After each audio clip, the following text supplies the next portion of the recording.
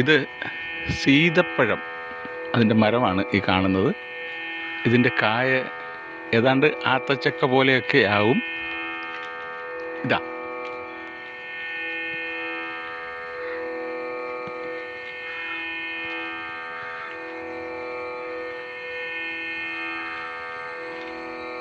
ഇത് വിളഞ്ഞു തുടങ്ങുമ്പോൾ, കായ വിളഞ്ഞു തുടങ്ങുമ്പോൾ പ്ലാസ്റ്റിക് കൊണ്ട് പൊതിഞ്ഞ് സംരക്ഷിക്കണം.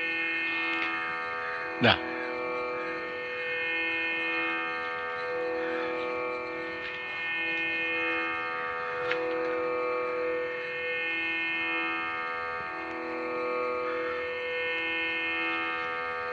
അതല്ല എങ്കിൽ ഇത് വാവല്, അണ്ണാന് തുടങ്ങിയ ജീവികൾ കൊണ്ടുപോകും തീർച്ചയായിട്ടും.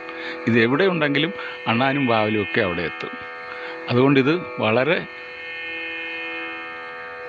ശ്രദ്ധിക്കേണ്ട തരത്തിൽ ഇതിനെ നമ്മൾ പരിപാലിക്കണം.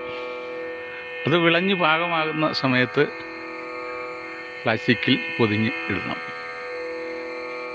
മഴ പെയ്താലേ പ്ലാസ്റ്റിക് കൂടിനകത്ത് വെള്ളം ഇറങ്ങരുത്.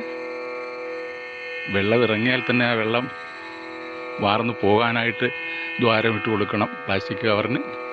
ഇതാ കണ്ടോ,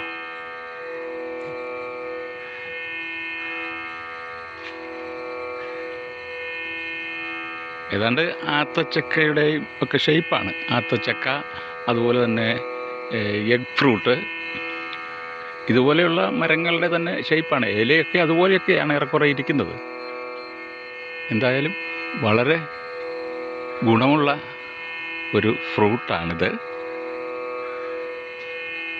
വില കൂടുതലുമാണ്.